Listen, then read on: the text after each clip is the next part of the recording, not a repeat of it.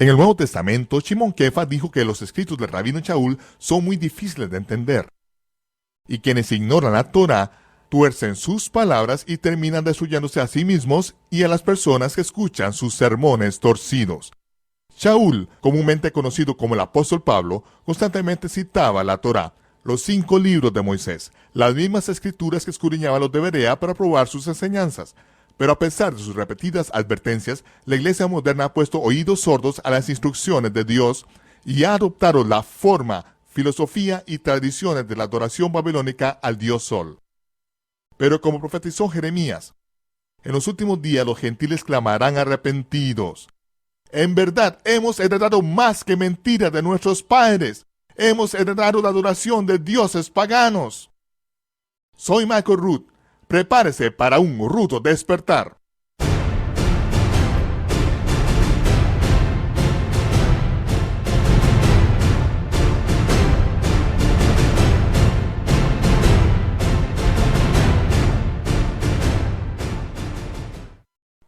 Tú vienes a mí con espada, lanza y jabalina, Goliat, pero yo vengo a ti en el nombre de Dios.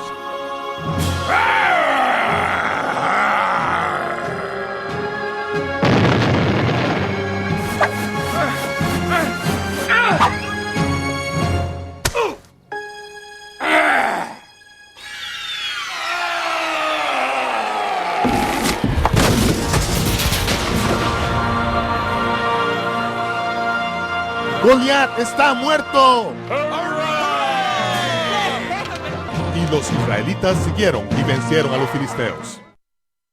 No es cómodo considerar que el cuadro formado en nuestra mente pueda estar equivocado. Los cuadros sobre los cuales uno basa sus conceptos de verdad o realidad.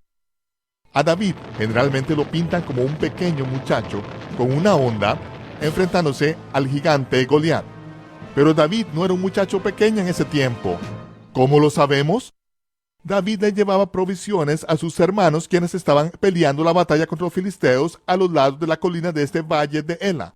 Un gigante llamado Goliat, un campeón en la batalla, estaba parado al otro lado del valle y blasfemaba el nombre del Todopoderoso, retando a cualquier guerrero de Israel a un combate a muerte para decidir el resultado de la guerra. David se enfureció por la blasfemia de Goliat y dijo que él aceptaría el reto del gigante. David se ganó una audiencia con el rey Saúl debido al currículo que él estaba proclamando a través del campamento de Israel. David hacía alarde de que el Todopoderoso entregaría a Goliat en sus manos porque Yahweh lo había librado de otros Goliats. David dijo que mientras ejercía sus labores de pastor, luchó en el suelo con un oso, libró a un cordero de sus mandíbulas y mató al oso con un palo. En otra ocasión, David dijo que él había agarrado a un león por la barba y lo había matado con solo las manos, lo cual no es exactamente las hazañas de un niño de 10 años. Cuando el rey Saúl fue coronado, de hombros arriba sobrepasaba a todos los del reino. Era un hombre grande a quien todos admiraban. Ahora, varios años más tarde, cuando David acepta el reto del gigante filisteo, Saúl obliga a David a que se ponga la armadura del rey para que pelee con Goliat. David se pone toda la armadura real y se amarra la espada del rey en la cintura. Pero antes de la batalla, David solicita que se le permita luchar sin armadura. No porque no le quiere, sino porque no la había probado en la batalla. Pero David sabía lo que podía hacer con una honda pastoral y una piedra.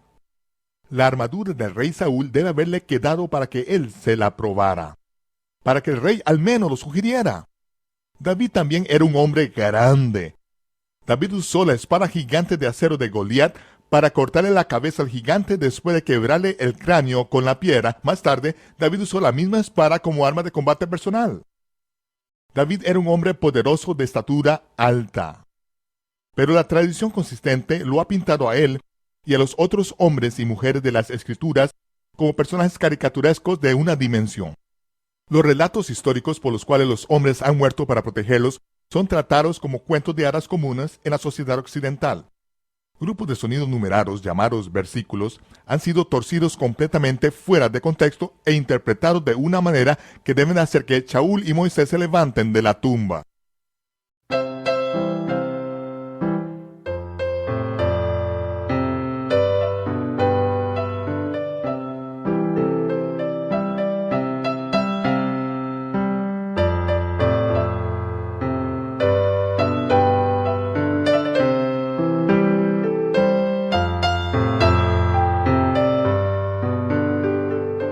En la carta de Shaul a los santos de Colosa, él instruye a quienes han aceptado al Mesías, Yahshua, que sean diligentes en su esfuerzo por seguirle a él. La versión Reina Valera lo pone en una forma muy poética. Mas por tanto, de la manera en que habéis recibido al Señor Jesucristo, andad en él. Es sorprendente oír a algunas personas referirse a Jesús como si fuera el hijo de José Cristo y María de Cristo. La palabra Cristo es un título en griego, no su apellido. Yo prefiero usar el título hebreo Meshiach, en español Mesías, en lugar del término griego Christos o Cristo, porque los griegos llaman Christos, que significa ungido, a todos sus dioses desde Adonis hasta Zeus.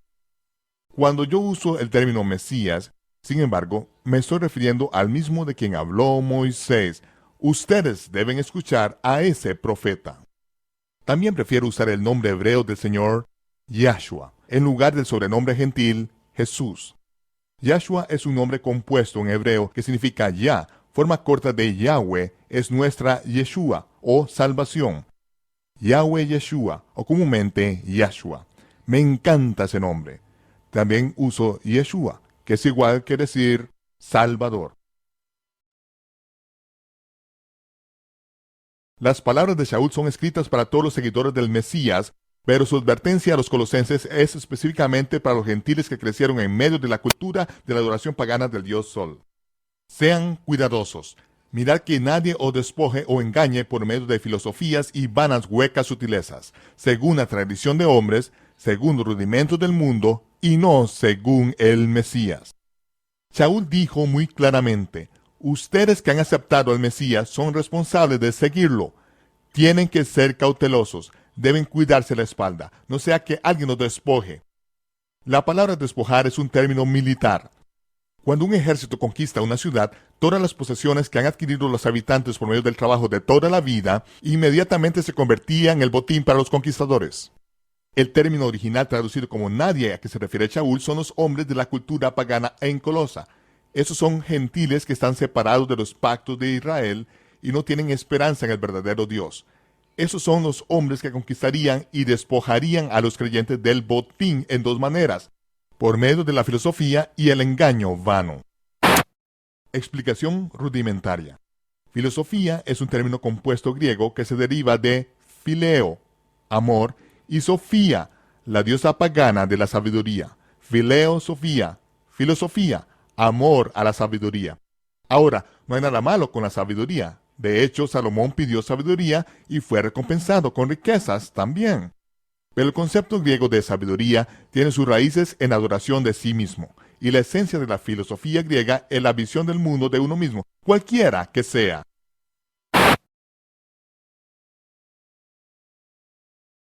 Después de que se satisfacen los elementos básicos de alimento, techo y ropa, la principal necesidad del hombre es entender el propósito de esta experiencia consciente física que llamamos vida. Como seres inteligentes necesitamos una razón de ser, y necesitamos un mecanismo para nuestra existencia. Los animales no tienen tal impulso intelectual.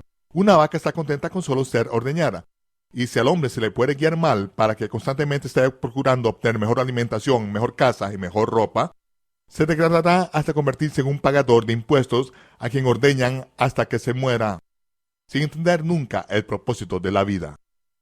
Cuando uno admite que no conoce el significado de la vida, y no se sabe si hay o no un creador que tiene un plan para el universo, uno se refiere a sí mismo como un agnóstico. En griego, sin y gnostic, conocimiento. Es una recurrente aceptación de que no se sabe. Los ateos tienen una filosofía más refinada o visión del mundo. Sin y teos, Dios. Se imaginan un mundo en el cual no hay Dios. Ya no los atormenta más las preguntas que atormentaban a los agnósticos cuando buscan significados, debido a que los ateos tienen una religión que los conforta. Se llama evolución. La evolución contesta la pregunta de cómo llegamos aquí sin que haya un creador ante quienes seríamos responsables. La evolución es una religión que carece de toda evidencia en el mundo científico y de hecho contradice varias de las leyes probadas de la ciencia, tal como la segunda ley de la termodinámica. Pero en la religión de la evolución, la fe no requiere hechos. Está basada en la visión del mundo de que no hay creador, y ninguna cantidad de evidencia sacudirá a quienes se encuentran solaz en la negación y la ignorancia. Yo también tengo una filosofía, una visión del mundo. Está sucintamente expresada en la carta de Shaul a los hebreos mesiánicos, capítulo 11, verso 6. Dios existe y recompensa a los que le buscan diligentemente.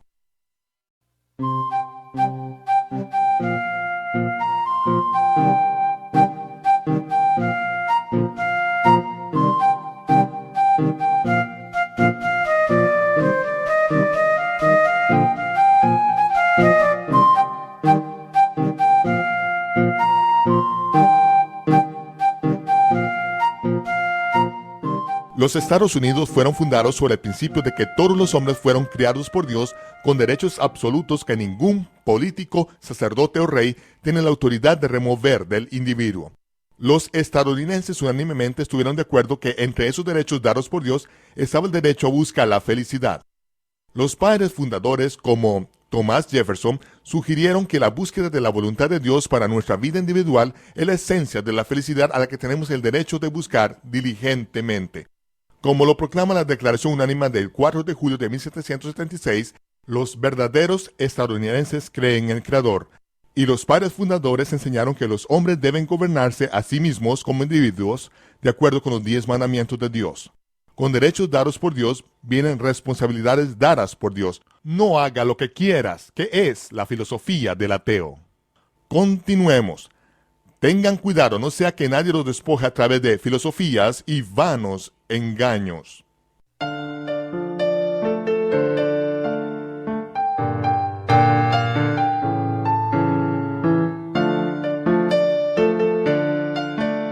La palabra vano en la versión de la Biblia King James puede ser más efectivamente traducida en la lengua vernácula como prosperidad. Esto es buscar cosas que fácilmente nos engañan. Leemos en el Evangelio de Mateo que Satanás tentó al Mesías con todo el poder, riquezas y gloria del mundo. Satanás ofreció dárselo a él si él simplemente lo adoraba a sus pies. La promesa de poder personal, riquezas y gloria es la zanahoria que Satanás continuamente sostiene ante nuestras narices. La búsqueda de riquezas nos mantiene ocupados soñando toda la vida hasta la tumba, en lugar de estar siguiendo al Mesías. Tengan cuidado, no sea que ningún hombre los despoje a través de filosofías y vanos engaños, según la tradición de los hombres. La palabra según se usa como una condición. Los que habían aceptado al Mesías debían tener mucho cuidado en seguirlo a él y cuidarse de los paganos que los conquistarían con su visión torcida del mundo y harían que ellos persiguieran las riquezas que ofrece el mundo. ¿Cómo ocurriría este engaño? Siguiendo inocentemente las tradiciones de los hombres. La palabra tradición se deriva del latín tradiere, que significa poner en las manos de otro. Al seguir lo que los paganos intentan poner en nuestras manos, se nos puede quitar la recompensa para lo que hemos trabajado toda una vida.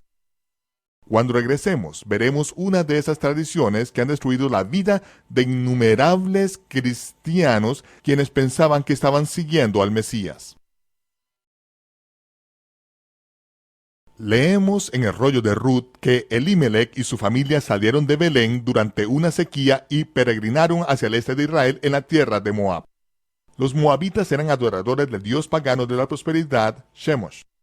Era el mismo dios panzón de hierro fundido que sus parientes los amonitas adoraban como Moloch. Ambos usaban una gorra frigia, la gorra oficial tanto de Tamuz en Babilonia como de Mitra más tarde en Roma.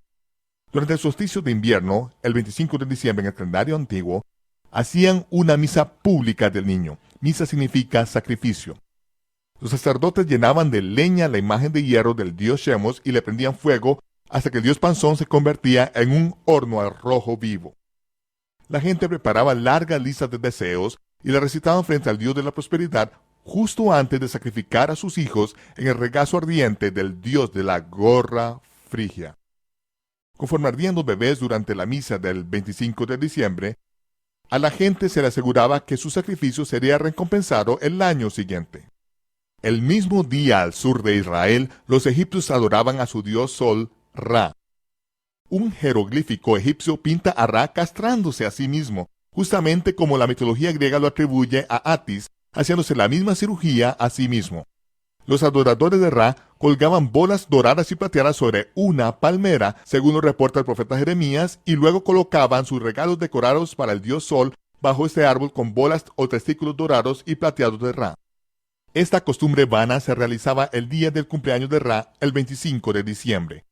Cuando Israel adoptó esta costumbre, usaron un árbol siempre verde, cortado del bosque con hacha, y lo ponían erecte y aseguraron sus casas con clavos y martillos sobre un pedestal para que no se cayera, y lo decoraban con bolas doradas y plateadas. Dios llama a esta celebración una abominación. En los años 1600 era ilegal poner árboles de Navidad o celebrar un servicio en Nochebuena en Estados Unidos. Los peregrinos sabían que era pura adoración pagana al dios Sol. Por lo tanto, no se ofendan porque les cuento esas cosas. Más bien oféndase al pensar por qué estas abominaciones han pasado sin ser cuestionadas por la moderna cristiandad paganizada. Estas prácticas ocultas han cambiado muy poco desde que fueron introducidas en los Estados Unidos. Un mes antes de la fecha del nacimiento de Tamuz, hacemos que nuestros niños preparen listas interminables para el dios panzón de la prosperidad vestidos de rojo, y luego colocamos a nuestros niños aterrorizados sobre el regazo de este dios que se sienta en su trono en un centro comercial con su gorra frigia. El día de Navidad bajará por la chimenea y colocará regalos bajo el árbol de Navidad decorado con bolas doradas y plateadas. Nuestros niños se arrodillarán ante el símbolo fálico del árbol conforme reciben las bendiciones de su Dios. Los padres recargan sus tarjetas de crédito hasta el tope para asegurarse que sus niños no se decepcionen cuando su Dios cumpla sus promesas de prosperidad. Unos meses antes del evento, el mundo cambia de marcha para cumplir con la experiencia más satisfactoria de la vida, cuando nuestros niños abren sus cajas de regalos conteniendo las mayores esperanzas y sueños. Más cosas. La realidad nunca es tan grande como la zanahoria que cuelga frente a nuestra nariz. Nuestros niños ya están decepcionados antes de abrir el último paquete y nosotros ya estamos endeudados por los siguientes 9 meses tratando de pagar ese sentimiento de desesperación que nos hunde. Los sucesos de esta mañana desencadenan una reacción que culmina con la mayor incidencia de suicidios de todo el año. Pero en lugar de literalmente hacer pasar a nuestros hijos por el fuego de las manos de Shemos en el día de Nochebuena, abortamos a millones de bebés durante el resto del año y luego celebramos nuestra afluencia dando abundantes regalos a nuestros colegas de negocios que ni siquiera nos quieren, solo para mostrar que el Dios de la prosperidad todavía nos sonríe con aprobación. Es el mismo Dios a quien se le sirve. Simplemente cambia los nombres de los dioses de cultura a cultura. Ahora usted puede empezar a ver por qué Shaul insistía tanto en advertirnos que no siguiéramos las tradiciones de los paganos. Empezamos aceptando una tradición aparentemente inofensiva. Una tradición es como la levadura, que crece hasta que contamina todo el mundo.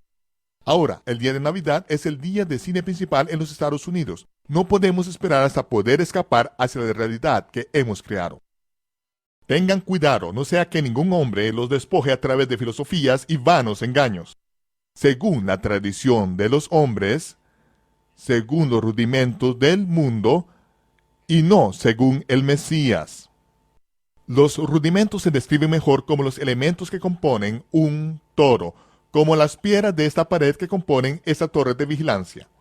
Shaul implica que podemos ser engañados un ladrillo a la vez hasta que un día amanecemos en una prisión que hemos construido para nosotros mismos.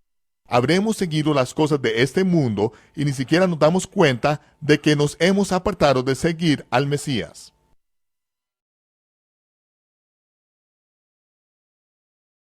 Debido a nuestra ignorancia de la Torá, muchas personas no pueden darse cuenta que Shaul continuamente está citando la Torá a través de sus escritos.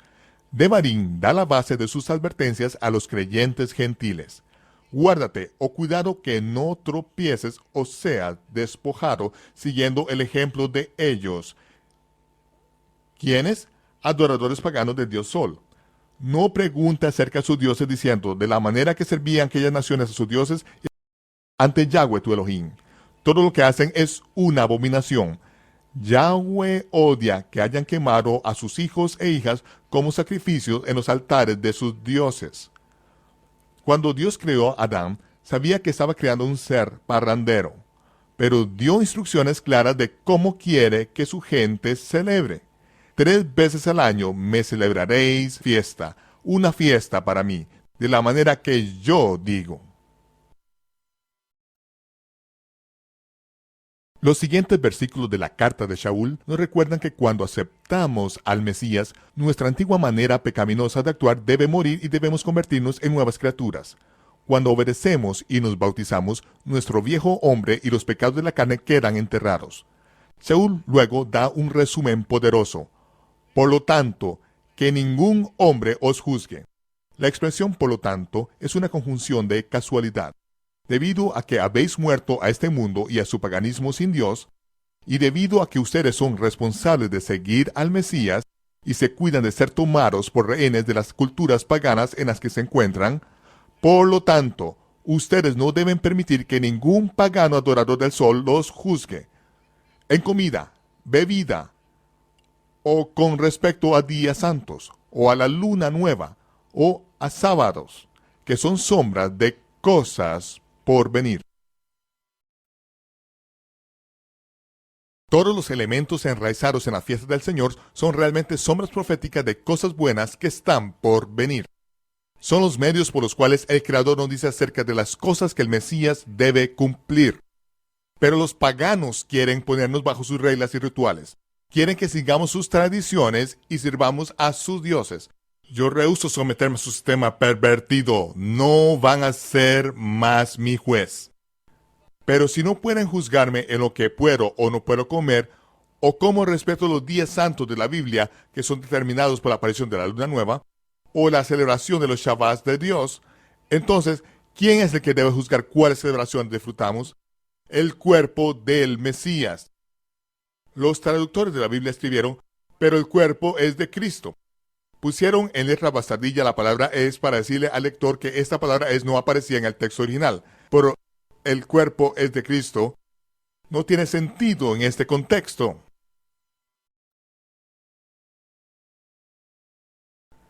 Las instrucciones de Shaul empiezan con, por lo tanto, que ningún pagano os juzgue. Luego enumera varias cosas de las cuales ustedes no deben permitirles que los juzguen. Pero el contraste de Shaul es si esos paganos no deben juzgarlos en las cosas que celebramos, ¿quién es el que debe juzgar? El cuerpo del Mesías.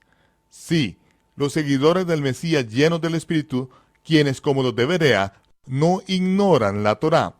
Son los únicos que están calificados para juzgar cómo debemos celebrar ahora la fiesta del Señor, las sombras de las buenas cosas que están por venir. El templo de Jerusalén está en ruinas. El sacerdocio levítico está en desorden. Pero, ¿significa eso que no puedo celebrar las sombras de las cosas buenas por venir? Dios no lo quiera. Celebrar las fiestas es la experiencia de adoración más pura, honesta y enriquecedora que se le da a los seguidores del Mesías. Las fiestas de los adoradores del sol, por otra parte, son sombras oscuras de sacrificios de niños y ritos de fertilidad babilónicos. Shaul cierra su exhortación con por lo tanto, tengan cuidado, no sea que nadie los despoje o les ponga una trampa y les quite la recompensa. Si su vieja manera de vivir fue enterrada con el Mesías y usted murió a los rudimentos del mundo, ¿por qué se va a someter una vez más a las reglas y regulaciones, siguiendo mandamientos y doctrinas de hombres? Es una blasfemia como algunos predicadores cristianos categorizan a fiestas del Señor, los oráculos vivos de Yahweh, como las doctrinas y mandamientos de hombres. Shaul nunca se refería a ninguno de los mandamientos de la Torá como si vinieran del hombre. No, Shaul les está refiriendo a las tradiciones pervertidas que se estaban enraizando y ahora se han enraizado en la experiencia cristiana moderna. Entiéndalo, dice Shaul.